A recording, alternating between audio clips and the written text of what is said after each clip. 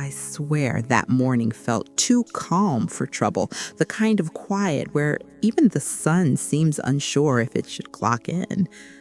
I was out in the yard trimming the rose bushes my husband planted back when life still felt wide and uncomplicated. They bloom every year like nothing ever changed, like they don't know he's been gone long enough for the world to forget his laugh. I didn't hear the mailman. No footsteps, no engine, nothing. Just the soft crunch of gravel like someone trying not to be noticed. I wiped my hands on my apron and walked barefoot across the stones, still warm from yesterday's heat. The mailbox creaked when I opened it, and sitting inside was an envelope that didn't belong to any normal day. Heavy cream paper, fancy gold edges, my name written in handwriting that tried way too hard to look elegant. Definitely not my sense. My stomach reacted before my brain did. There are some people whose handwriting you can feel in your bones. Hers was one of them. Celeste. Always too polished, too poised, too curated. I held onto that envelope a second longer than I meant to, then popped it open with an old key I keep in the shed. The letter inside was short, but every word landed like a slap delivered with a smile. At the request of the couple, we regret to inform you that you are not invited to the wedding of... I didn't finish it aloud. I didn't have to. My son's name was printed right there beside hers, tied to a division that clearly wasn't his, or maybe it was. Maybe silence is just agreement wearing a quieter outfit. The rest of the letter listed times, dress codes, parking directions, all the details for a day I had apparently been erased from. My hands didn't shake. My eyes didn't sting. I just stood there, gripping my rose shears like they were keeping me grounded. Inside, I turned on the sink and let it run way too long while I stared at nothing. Made myself tea. Forgot about it. Made another. The second cup steamed soft and sweet, but I barely tasted it.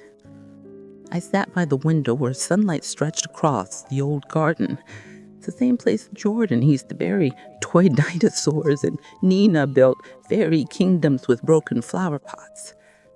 I couldn't remember the last time my son called without Celeste hovering in the background, her voice faint on speakerphone or her silence louder than anything he said. Maybe I should have seen this coming. She's the type who needs the world to match our Pinterest board. If something doesn't fit the aesthetic, delete, replace, pretend it never existed. I met her the first Thanksgiving Jordan brought her home. She walked into my house like it was an addition, complimented everything, then immediately rearranged half the table like she was directing a photo shoot. After dinner, she asked if I always use such a nostalgic recipe for stuffing. Nostalgic, like she was politely calling it outdated. When they left that night, I stood in the doorway long after her perfume faded and thought, that girl remembers every slight, even the ones nobody meant. Maybe I should have trusted that first instinct. I didn't tell anyone about the letter. Not until the next evening when Nina let herself in like she always does. Loud, dramatic, heart first. Rain in her hair, eyeliner smudge, emotions written all over her face. She saw the envelope on the counter before I could hide it. Snatched it up, read it twice, and her whole expression hardened like cooling metal. "What is this supposed to mean?" she demanded. I shrugged, the small, tired, the kind of shrug you give when the truth hurts more than the lie. If Jordan disagreed, he would have stopped it. He didn't. Nina slammed the letter on the floor. You raised him alone. You gave him everything, and he lets that porcelain dog decide you're not enough for his wedding? I didn't argue, didn't cry, didn't defend him. I picked a letter up, folded it neatly, slipped it into the drawer under the tea bags like it was nothing more than an expired coupon. You're not going to do anything? She asked, furious. I looked at her and said quietly, I already did. Her eyes didn't understand yet, but she would. Because that night, when the house went still and the truth finally settled in, I opened a drawer I hadn't touched in years, and what I found inside changed everything. When the house finally got quiet that night, after Nina stormed out and the tea kettle cooled and even the walls felt tired, I walked into the study. Funny thing about rooms like that, they store memories even when nobody's looking. My husband's scent still lived in the wood, old cedar, ink, and something warm you can't name. Loss, maybe. There's a filing cabinet in that room. Old metal, the color of forgotten winters, with a top drawer that sticks like it's holding secrets on purpose. I hadn't opened it in years. Maybe because opening meant remembering a version of myself I didn't know how to be anymore. But that night, yeah, I opened it. My fingers found the rhythm automatically. Jiggle, tug, lisk, and the drawer gave way with a groan like with waking up from a long sleep. Inside, wrapped in twine and yellowed around the edges, was a folder stamped with the name I hadn't spoken in ages. Willowgrove Estate. My breath caught, not in sadness, but in recognition, like seeing a jotted photo you forgot existed. That place wasn't just land, it was the foil of my life. Jordan took his first step from that lawn. My mother's memorial was held under this dogwood trees there. My husband once slow danced with me on that porch with the bare feet and the cigarette still burning in his hand. We were younger then, messy, and in love. The kind of love that doesn't need permission to exist. My fingers just hovered over the papers a second longer than I meant to. That estate had been slipping through the cracks of my life for years, passed between hand, renovated, neglected, sold, unsold, but always waiting for someone who remembered its heartbeat. I'd always thought I'd give it to Jordan for his wedding someday. Mother's dream, right? You imagine your child standing in the same place where your life made sense. I mentioned it once to Celeste, gently, like offering an old family recipe. She smiled that velvet covered knife smile of hers and said, "Oh, we already picked the perfect venue." And just like that, Willow Glen was scratched off the list she carried in her mind. The list where I had never actually belonged. But here it was again, in my drawer, in my hands. Almost like it'd been waiting for the moment she crossed a line she shouldn't have. I sat down at the desk, turned on the old lamp that still flickered on the first try, and pulled my laptop closer. My fingers hovered over the keyboard before typing a name I hadn't searched in years. Margolin. She and I had shared a summer together, both pregnant, both hot and annoyed, sitting on the porch from lemonade glasses, sweating in our hands. Her mom owned the place before financial storms took it apart. I found her number after a few searches. Didn't overthink it, didn't rehearse what I'd say. I just hit call. She answered slow, voice rough around the edges like she'd been waiting for something she didn't want to admit. Elias? Marco. Long paused. Then she said, "I figured you'd call." I swallowed. "I want to buy it." Another path, longer, deeper. The estate? Yes. She exhaled, the kind of sigh that holds entire stories. My now. I looked out at my garden. The roses my husband planted. The ones that Celestine wanted her wedding because they were dated. I still have mine there. Because it's still mine. Jeff doesn't know it yet. We didn't talk about the wedding. We didn't need to. Women like us speaking what we don't say. By the time we hung out, the house felt heavier. But in a way, that meant something was shifting, like the air itself understood a storm had quietly chosen sides. I closed the drawer, turned off the light, and for the first time since opening that damn invitation, Something inside me loosened. Not anger, not revenge, just clarity. Some lines, once crossed, don't uncross. Some homes, once lost, come back louder. Some others, once pushed out, return in ways you don't see coming. And Celeste, she had no idea what kind of ground she was standing on. Because the next morning, when I drove up that old gravel road toward Willow Glen, the past wasn't waiting. It was waking up. And the next morning, I woke up before my alarm, not because I was ill-rested, but because something in me felt pulled awake, like the day itself had cleared its throat and said, "Get up, it's time." Mist hung low across the yard, soft and ghostly. The house felt quiet as usual, like it was listening.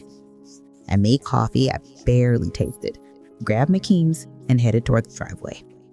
My hands didn't shake, but that strange electric calm that settled over me, the kind you get right before a life shift. The road to Willow Glen hadn't changed. Same cricket fence posts leaning together like they were gossiping. Same rusted metal axe that looked like it had survived 3 doors and 1 half break. The trees still arched overhead like they remembered me, begging me just slightly of the way old friends do when you come home after so long. I rolled my window down halfway. The air tasted like wet grass, old leaves, and childhood. And under all that, something floral, not the perfect imported flowers, level. No, these are wild scents, untamed, the kind that bloom without asking permission. As the tires crunched onto the gravel driveway, a memory tugged at me.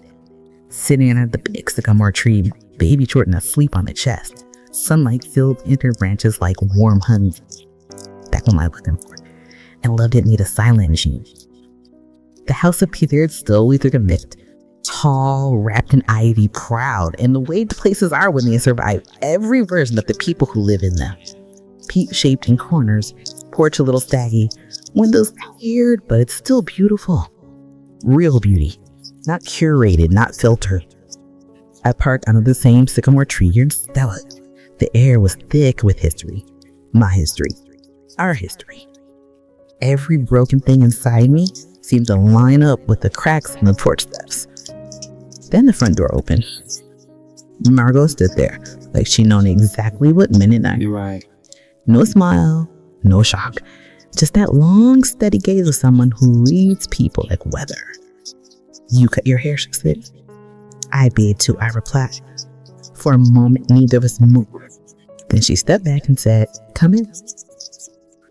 Inside smelled like bergamot tea, dust, and old wallpaper. Not breed, that aged, lived in, loved. It hit me right in the chest, the kind of ache you feel behind your eyes. The sunroom and the back still had the same mismatched chairs. The God's windows caught the lightest brokenness of golden patches across the floor like a mosaic. She sat down without asking questions. She poured tea. I didn't drink it. "I heard about the wedding," she said finally. I traced my fingertip along the rim of the cup. "I don't have to pretend you don't know what I heard," she figured. She leaned back. "Your name came to the property office last week. I recall. You still hope you can get out?" "Mostly. Paperwork, nothing. My brother wants a full buy-off. You sure you want to?" Her question hung there like smoke. Heavy. Real.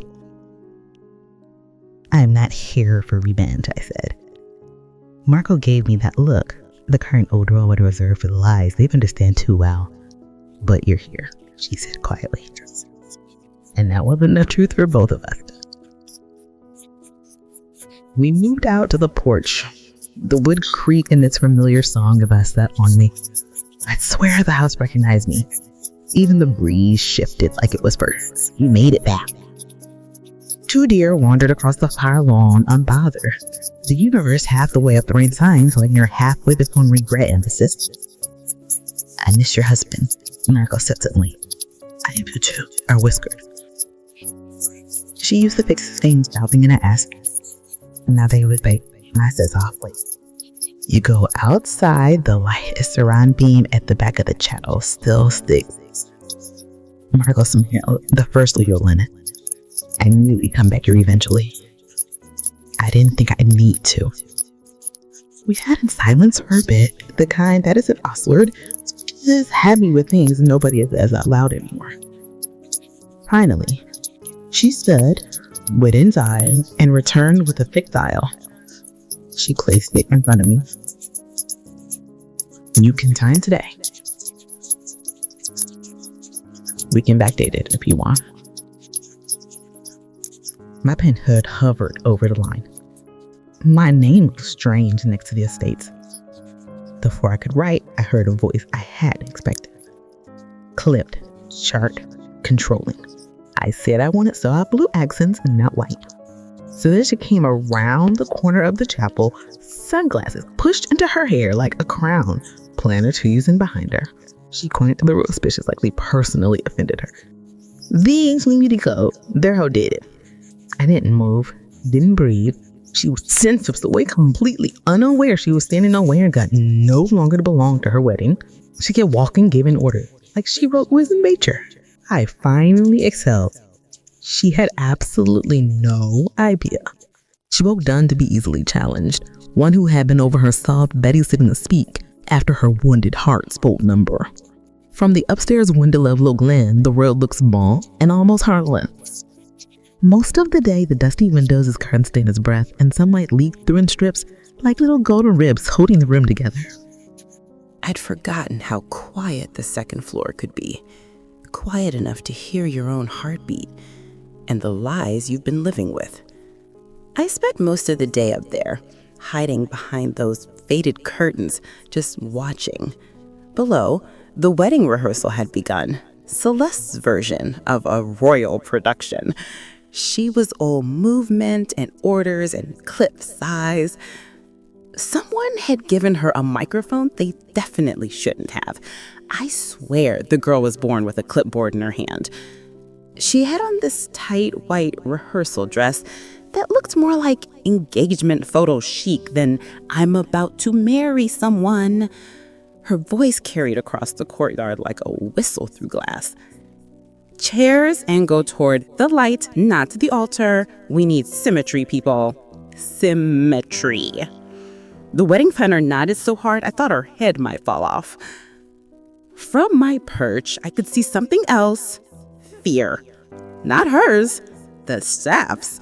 They kept darting glances at each other like someone had just changed the rules of the game, which technically I had. Margot and I had already shifted everything quietly.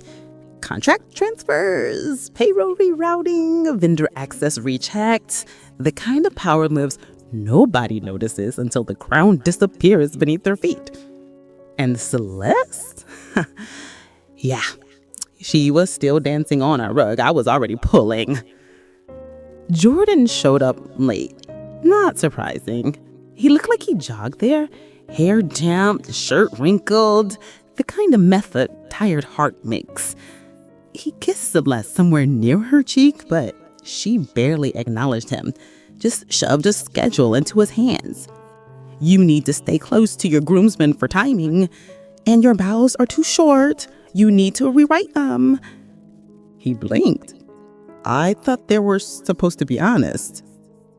They can be honest and poetic, she shot back, rearranging napkins that weren't even crooked. My stomach ached watching him. He looked like a boy who used to run barefoot through sprinklers, now spanning in shoes a size too small for the life he let someone else choose.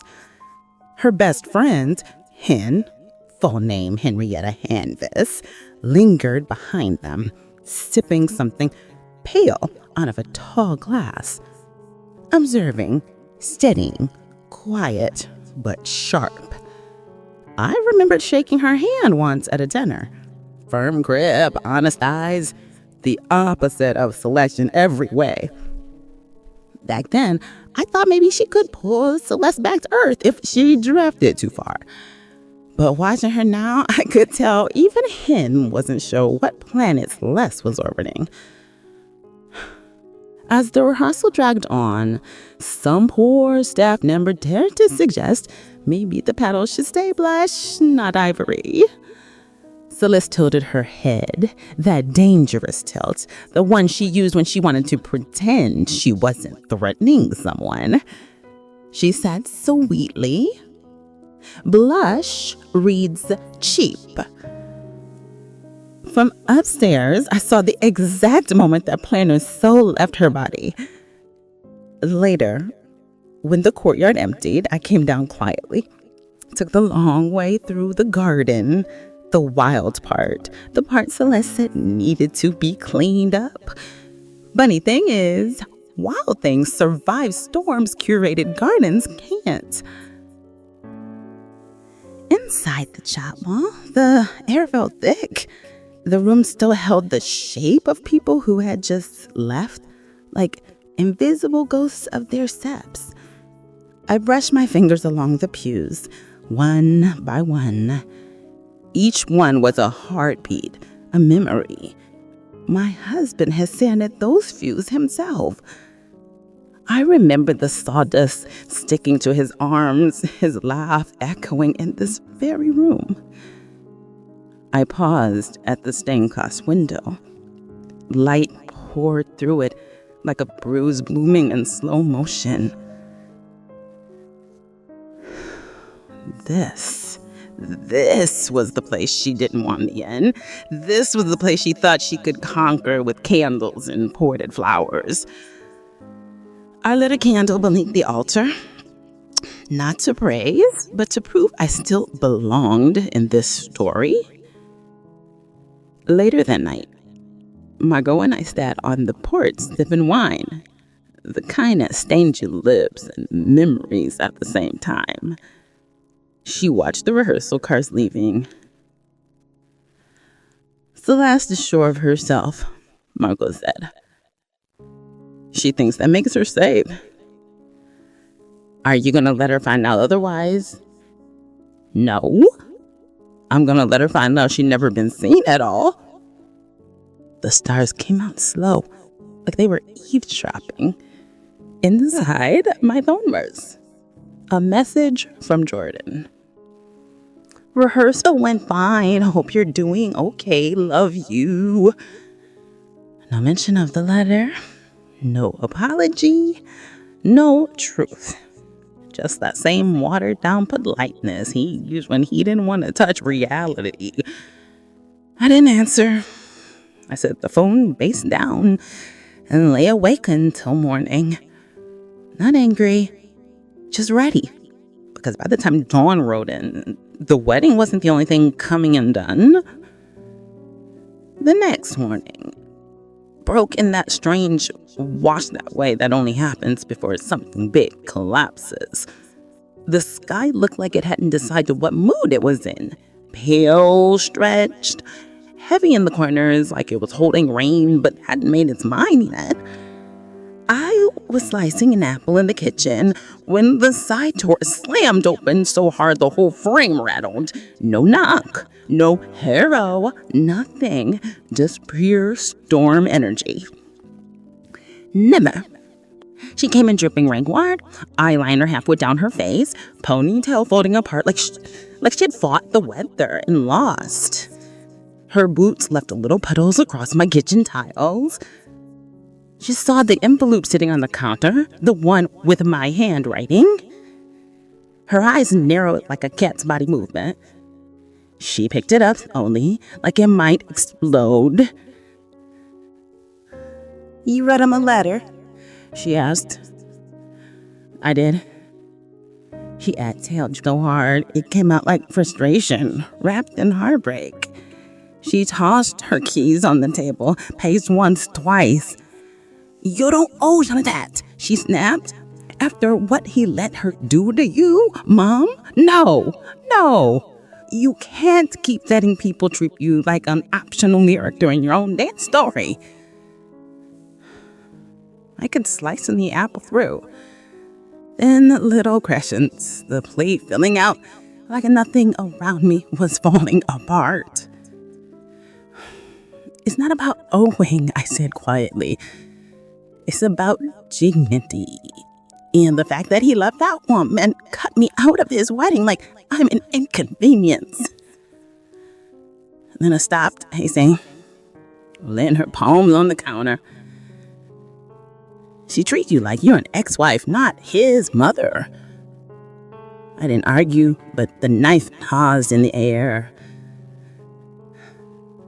"He's still my son," I whispered. She shook her head in disbelief. "Angry? Hurting both?"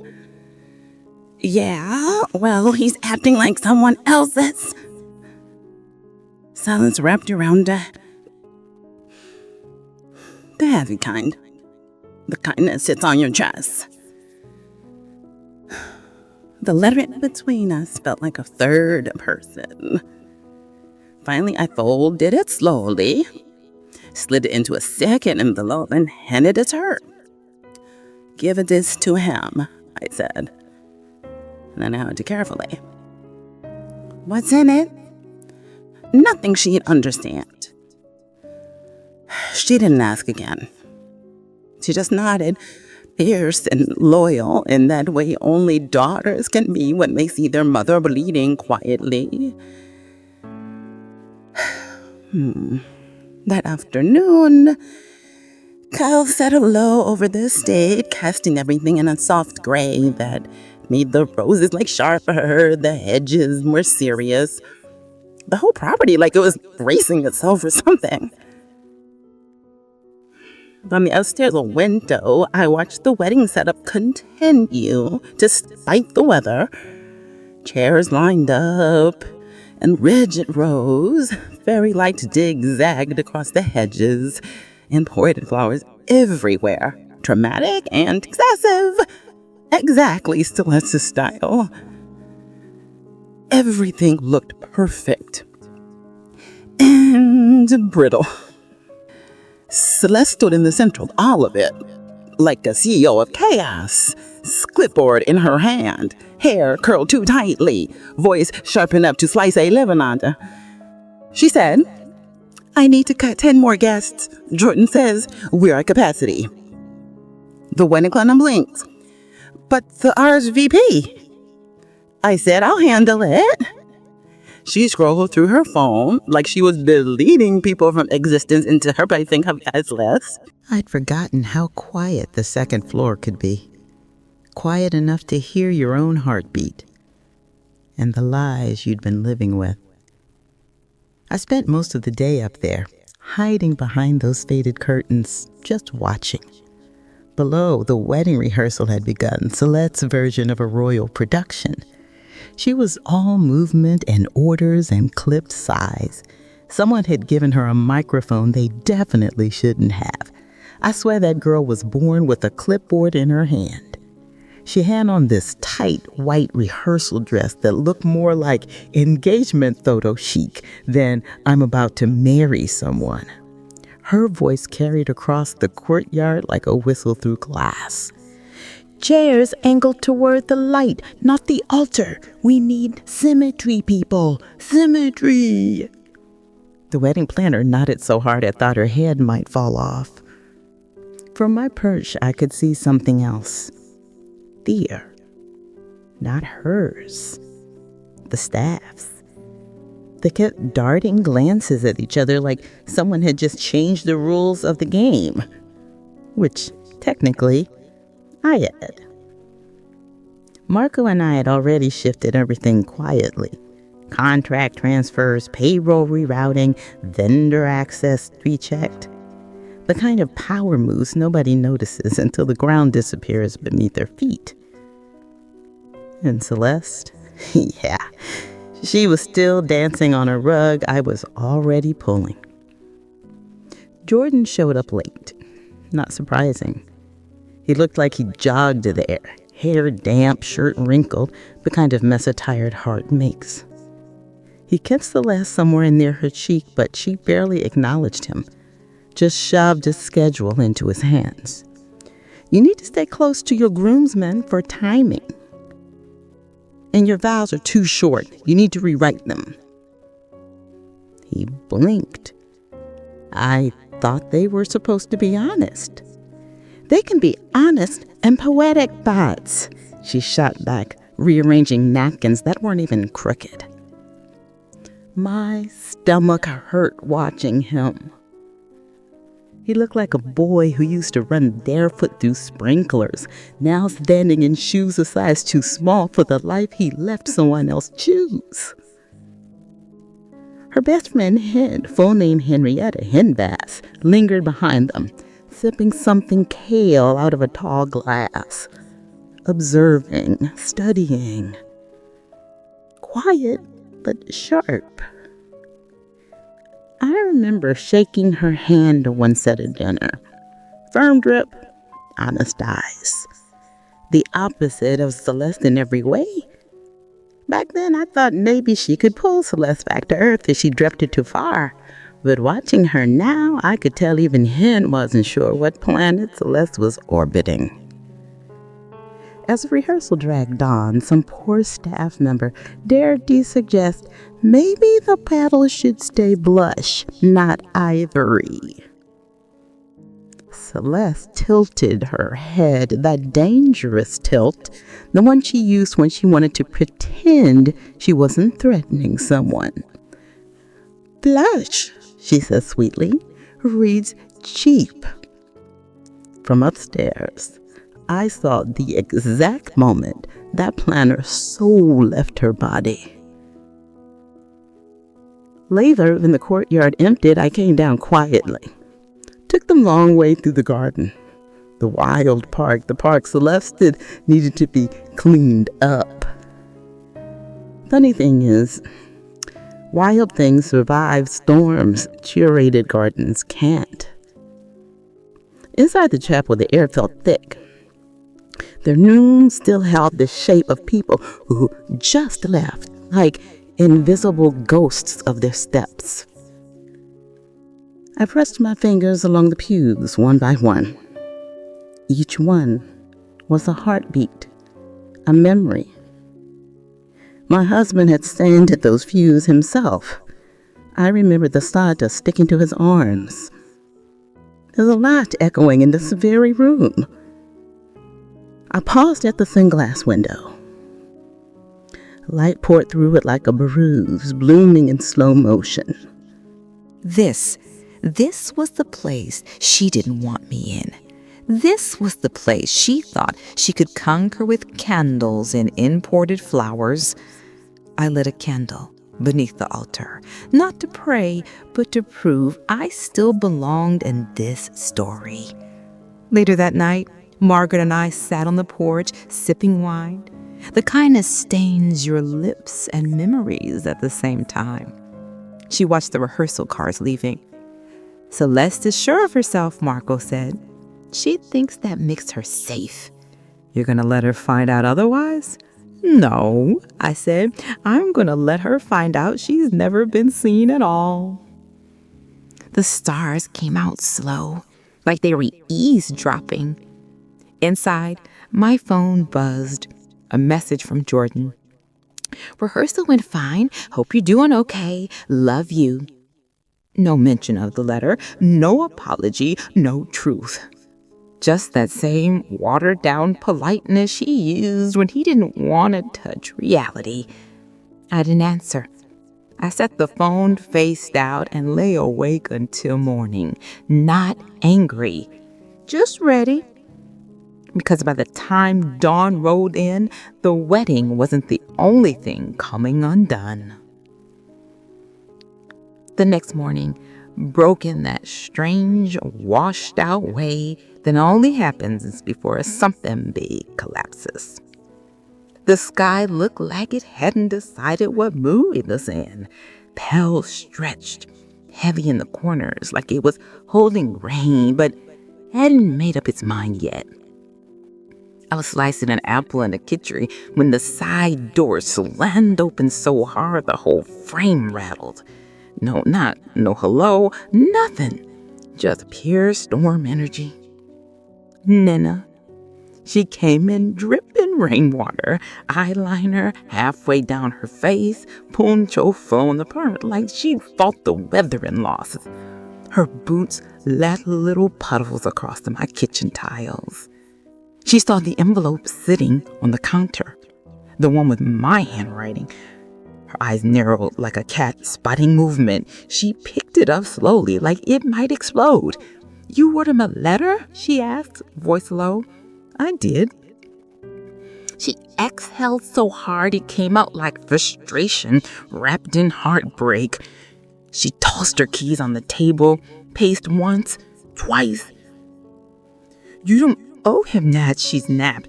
"After what he let that woman do to you, ma'am, no. You can't keep letting people treat you like an optional character in your own damn story." I kept slicing the apple, thin little crescents, the plate filling up like nothing around me was falling apart. "It's not about owing," I said quietly. "It's about dignity and the fact that he let that woman cut me out of his wedding like I'm an inanimate." Nis stopped pacing. Lean her palms on the counter. "She treats you like you're an ex-wife, not his mother." I didn't argue, but the knife paused midair. "He's still my son," I whispered. She shook her head in disbelief, angry, hurried, both. "Well, he's acting like someone else's." Silence wrapped around us. The heavy kind, the kind that sits on your chest. That letter between us felt like a third person. Finally, I folded this slowly, slid it into a second envelope, and handed it to her. "Give this to him." Nana held it carefully. "What's there, Nut?" "Nothing. She'd understand." She didn't ask again. She just nodded. Fierce and loyal in that way. Only daughters can when they see their mother bleeding quietly. That afternoon, clouds sailed low over the estate, casting everything in a soft gray, made the roses look sharper, the hedges more serious, the whole property like it was bracing itself for something. From the upstairs window, I watched the wedding setup continue despite the weather. Chairs lined up in rigid rows, fairy lights zigzagging across the hedges, imported flowers everywhere. Dramatic and excessive, exactly Celeste's style. Everything looked perfect and brittle. Celeste stood in the center of it all like a CEO of chaos, clipboard in hand, hair curled too tightly, voice sharp enough to slice a lemon. "I need to cut 10 more deaths," she snapped. "Jordan said we're at capacity." The wedding planner blinked to put the RSVP. I said, "I'll handle it." She scrolled through her phone like she was deleting people from existence instead of her guest list. Hand sat nearby on a bench, one leg crossed over the other, sipping something classy, observing silently, her eyes tracking everything. Celestia's tone, Jordan's existence, the tension in the air like a storm pregnant with truth. At one point, Hen looked at Celeste and said softly, "You're building a stage, not a wedding." Celeste didn't even glance at her. "What's the difference?" Hen didn't answer. but her silence had teeth. As evening crept in, I made a call to the estate manager staff. Calm, simple instructions. Everything on schedule I have. Yes, ma'am. Good. Tomorrow, no vendors unless personally approved by me.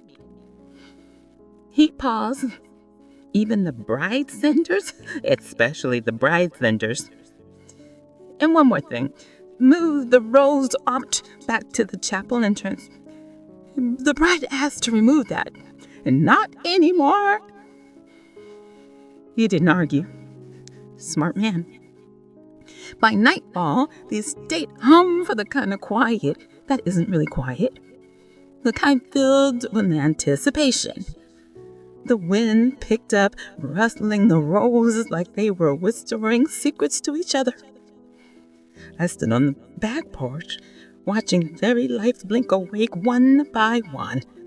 A beautiful stage Celeste had built on land she didn't own for a day she didn't control. Then I walked to the chapel alone. The eye was set, candles glimmered, the altar dressed like a dream. I slid the letter from my pocket, the one Nana would deliver, and reread it. Nana threat. Not vengeance, a truth, a key, one that would unlock everything the moment he held it. I placed it back in my coat. Tomorrow was coming, with or without her permission, because by morning the wedding looked ready, but the foundation under it was already cracking. The rain didn't arrive with drama that night. No thunder, no flashes, just a soft, steady mist that settled over the estate like a blanket someone laid across a restless child. Enough to blur the edges of everything. Enough to make the world feel like it was holding its breath. I stood at the window with a mug of tea I'd forgotten to drink. The steam had died, but the warmth lingered faintly against my hands. Outside Willow Glen looked, paused, like time itself had stepped back to watch. The night before a wedding should feel alive, full of laughter, footsteps, last-minute jitters. But tonight, the estate was quiet, too quiet, like the walls already knew what morning would bring. I didn't feel guilty, not even a little. What I'd done wasn't violence or revenge. It was reclamation, taking back something that was always mine, something she assumed she could redesign, rename, and run. And honestly, watching Celeste build her wedding on land she didn't control was like watching someone decorate a boat with candles while it leaked beneath them. Margot joined me on the porch around 7. She came with 2 glasses of wine and a linen wrap, the picture of calm trouble. She didn't say hello. She just sat beside me as the mist fell over the lawn. She headed more lighting, she said after a moment, squinting toward the chapel. It looks like they're filming a music video out there. It is a set. They just don't know it yet. She sipped slowly. You think she knows something's wrong? No. You think he does? I didn't answer. Someone's at the house. Someone practiced a violin piece. Soft, hesitant. The kind of melody that makes your chest hurt because it sounds like remembering. Margot kept staring at me. You're not going to stop the wedding, are you? No. Then what is this? I looked down at my hands. Older, stronger, worn from gardens and grief alike. I'm not here to destroy anything, I said softly. I'm here to let it fall. Inside the chapel, a single candlelight lit earlier was still flickering under the altar. I'd watched its flame all evening, small, stubborn, refusing to give out even when drafts brushed past it. I didn't need its light, I just needed its presence. Upstairs, I heard footsteps, not heavy, measured, practiced. Celeste, She was in the bridal suite rehearsing her walk again, like the aisle was a runway built just for her. From the window, I caught a quick glimpse, her profile framed in lamplight, veil draped over one arm like she was auditioning for her own Candace's. At one point, she whispered her new name into the mirror, over and over, Celeste Monroe, Celeste Monroe, as if saying it enough times would lock reality into place, as if she could force a longing with repetition. She chose just the guest house to sleep in that night. The same space that used to be Jordan's nursery, a wallpaper beneath the paint still held faint little moons and rabbits. I wondered if she noticed. Doubtful. Her eyes only saw what could be curated. Her wedding gown lay across the bed like a sleeping angel, lay shimmering under the lamp like beads catching the muted glow. She didn't touch it. She circled it like a prized possession she wasn't sure she deserved. A box of gifts had in a corner names she approved of, arranged alphabetically. Mine wasn't there. I didn't expect it, but it still hit. Later, I walked through the chapel alone. Soft white petals lined the aisle, candles flickered in tall glass vases. Pale great serene, the altar like sighs got in midair. It was beautiful. But beauty without roots doesn't last. And everything about her wedding was rootless. This land belonged to me, through memory, through sweat, through loss, through the kind of love you bury in gardens because there's nowhere else to keep it safe. I placed a sprig of rosemary on the first pew, a symbol of memory, a quiet reminder of everything she tried to erase. When I stepped outside, the fairy light went on, one by one, a field of tiny artificial stars, a promise of a wedding that would never happen. Margot found me later, leaning against the chapel door. She didn't ask if I was okay. She didn't need to. "Everything's ready," she said quietly. "For what?" I asked. "For the truth." I didn't reply, because truth wasn't coming in loud. It was coming in quiet, in locked gates, rerouted vendors, and a wedding built on borrowed ground. Because when the sun rose the next day, to guess right, the gates didn't open and the first crack appeared. Morning arrived slow, gold, and way too gentle for the kind of chaos that was gonna walk into. The mist from last night clung to the grass like it didn't want to leave. The whole estate felt like it was holding its breath, not tight, just waiting. I stood at the window with a fresh cup of tea, the kind with honey and mint, not to rush Hanukkah, forgetting to drink. The steam curled up like fingers. My hands felt steady. My heart did too. Still, part of me worried if I was doing too much. Then remember, Celeste handed me an invitation wrapped in gold foil. Yeah. No, I wasn't doing too much. The first car rolled out around 9, a wide SUV with pink ribbons tied in mirrors, the kind of tacky cute that bridesmaid think is festive. The woman stand out or appeal had a confused look, like the gate was supposed to recognize her face and swing open automatically. It didn't. She tucked it once, twice, harder, the third time. Then she stepped back, squinking like the gate had personally offended her. I stepped deeper into the trees, watching from a patch of shade, not hiding, just observing. The ache in my chest wasn't satisfaction, it wasn't triumph, and it was release. The kind of exhale you don't realize you've been holding for years.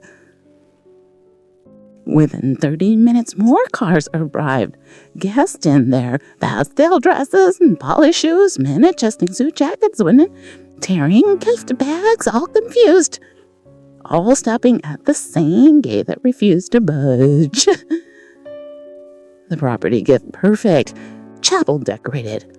Aisle lined with petals. Lights ready. Flowers everywhere. And absolutely no one getting in. The stat followed my instructions flawlessly. Calm places, polite explanations. Wedding delayed. Technical issue.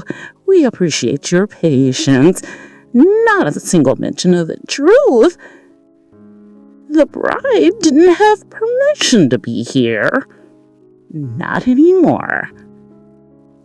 By noon, half the guests had left. Some angry, some embarrassed, some whispering theories like a scandal was hiding in the bushes. Jordan arrived last. He stood by the gravel drive, hands in his pockets, staring at the locked gate like it was a riddle written a language he used to speak but forgot. He looked older, tired in the bones. His eyes scanned the tree line. For a second, just a second, I thought he saw me. Maybe he did.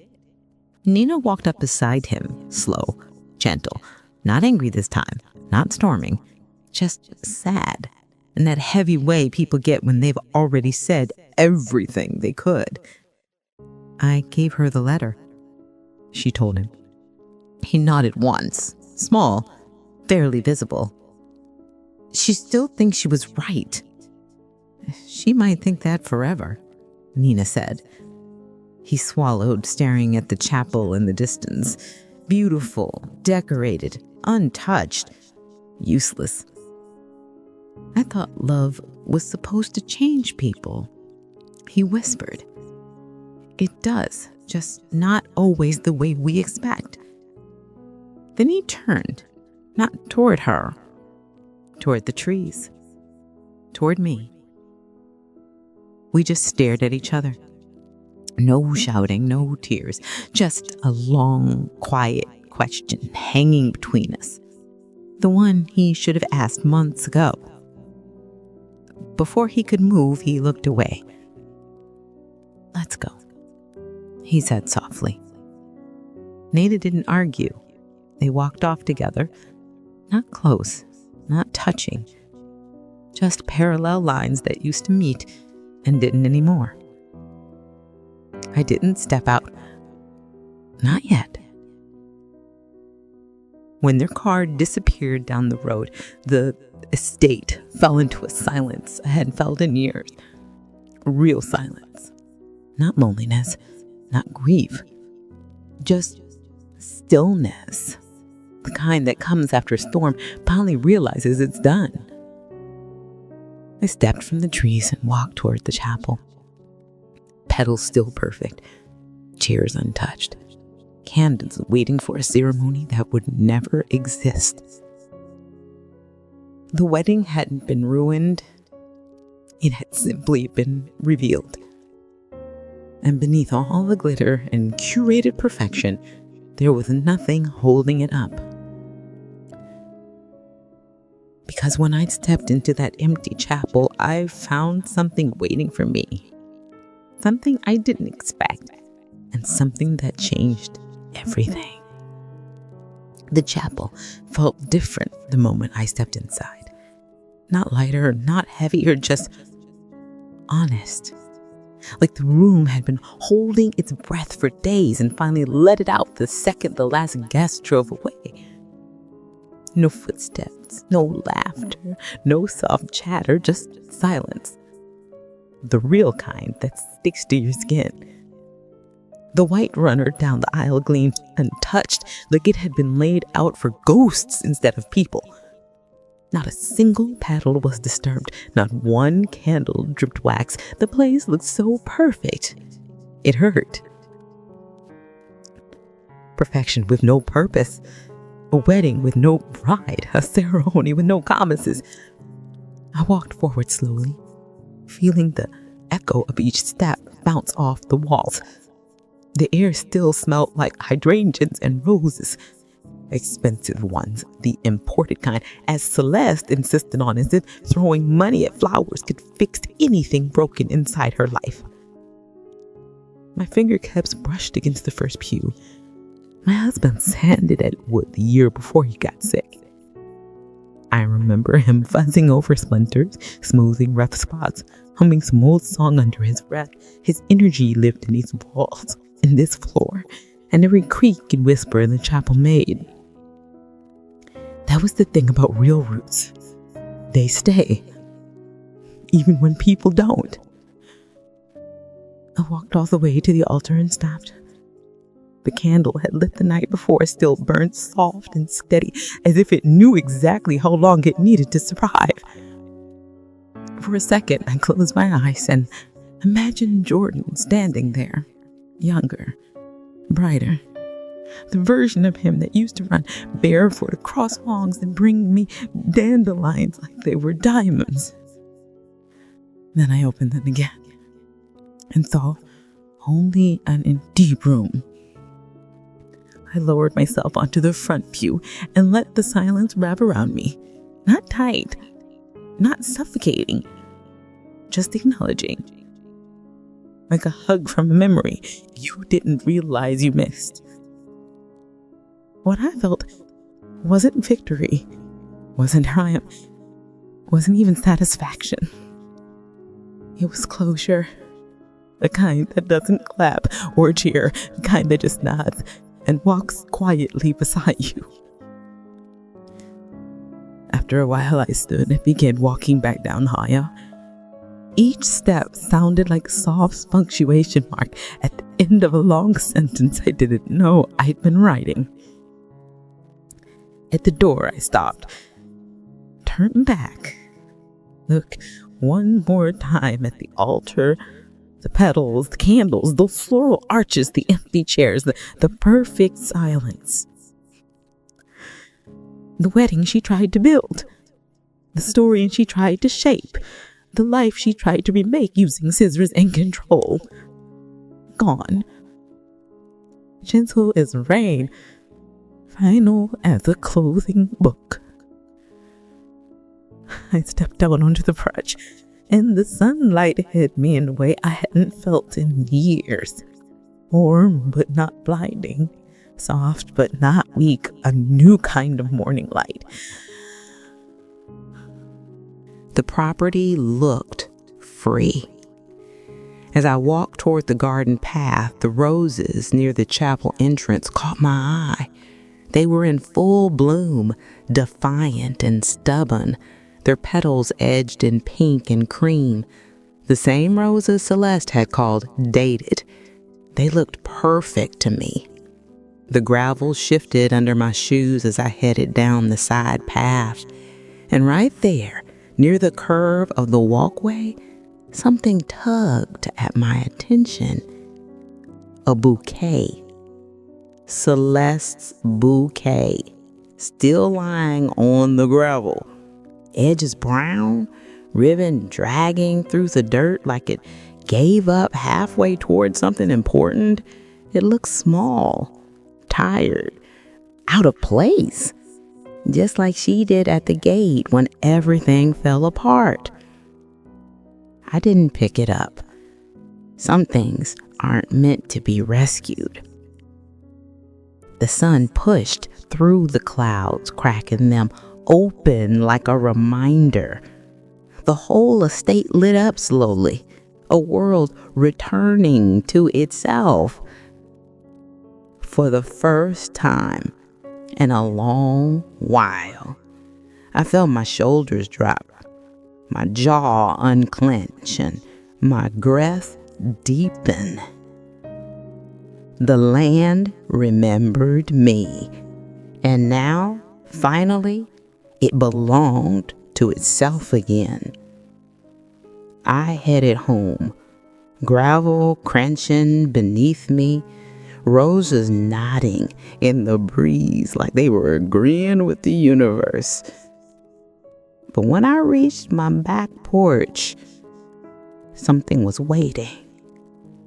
Something I hadn't expected. Something that made everything inside me go still.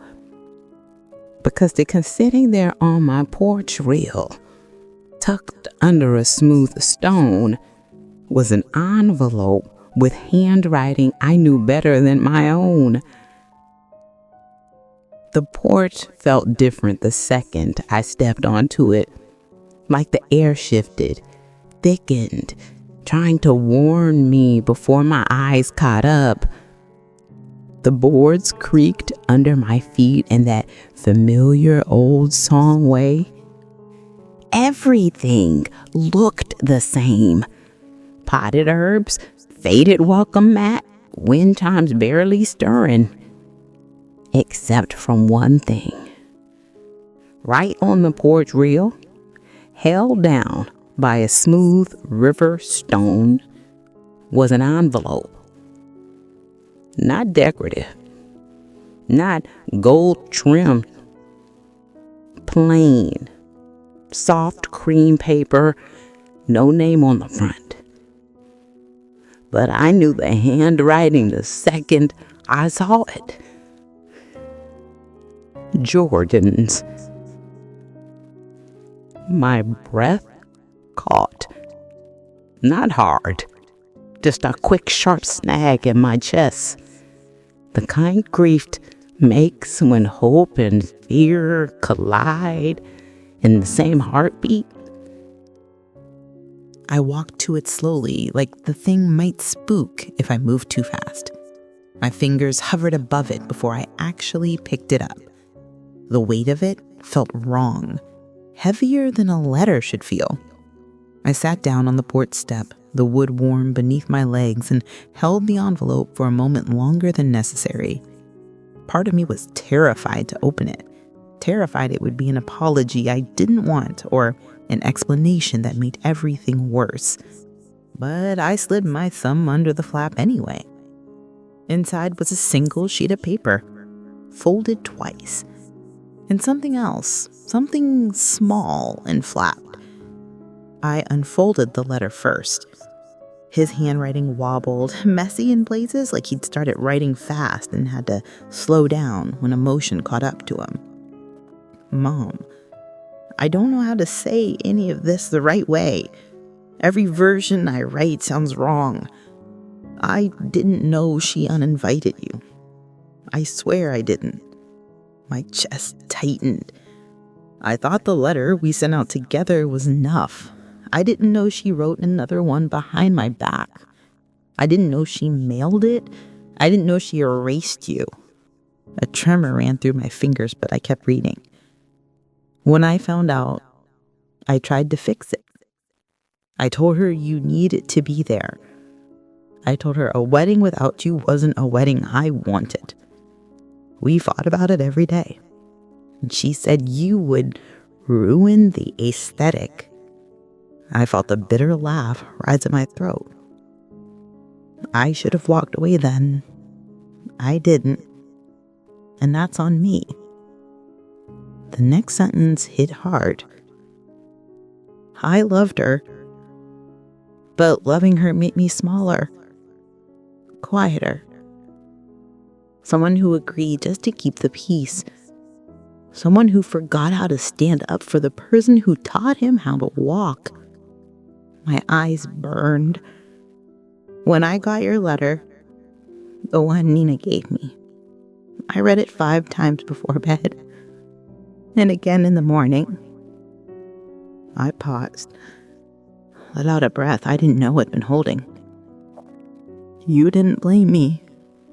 You didn't accuse me. You just told the truth in the softest way possible. You said you loved me, but you couldn't follow me into a life where you no longer existed. You said doors swing both ways, but you weren't going to hold mine open if I kept closing yours. A tear slipped down, landing on the paper. I know now that the wedding fell apart because of more than logistics, more than vendors and gates. It fell apart because it wasn't built with honesty. Then came the part that made me press my hand to my chest. I'm not with Celeste anymore. I walked away after the guest left. She told me she refused to be part of a family with attachment she couldn't control. I realized she didn't want a husband, and she went with a prop. The next page was shorter. I don't know what happens next. I don't expect forgiveness, but I want to come home. At the bottom, if you'll have me, I'll be on the porch tonight at 7. If I'm not meant to be there, just leave the porch light off. I'll understand. My hands shook for the first time in weeks. I looked back in the envelope and found the small flat item, an old photo. Jordan at 5 years old holding a sunflower taller than him. Me kneeling beside him, laughing, his tiny hand cupped around my wrist like he thought holding me was enough to keep the whole world steady. I pressed the picture against my chest, breathed trembling. 7 o'clock, porch light. A choice I didn't expect to have. I stood slowly, heart unsteady, in a way I had felt in years. Because love isn't clean. It isn't pretty. It isn't curated. But when it's real, it returns. At 6:58 p.m., I walked toward the porch light switch, knowing whatever I chose would rewrite everything. At 6:58 p.m., I walked toward the porch light switch, knowing whatever I chose would rewrite everything. Thank you for staying with us through this emotional journey. If this story hit your heart, don't forget to like and subscribe. You won't want to miss the next one.